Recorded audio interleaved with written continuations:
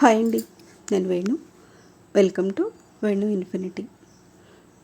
ఇదిగోనండి మా adenium plant. దీన్ని నేను చిన్న కటింగ్ అయితే పెట్టానండి. దాన్ని పెట్టిన కంటైనర్ కూడా పోయింది. దాన్ని రీపాట్ చేయాలి. నేనైతే ఎప్పటి నుంచో ఎదురు చూస్తున్నానండి అడేనియంకి సీడ్స్ ఎప్పుడు వస్తాయా అని.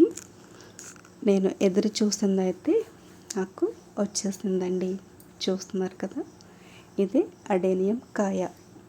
దీని సీడ్స్ ఎలా ఉంటాయి అనేది ఎండిన తర్వాత మీకు చూపిస్తానండి.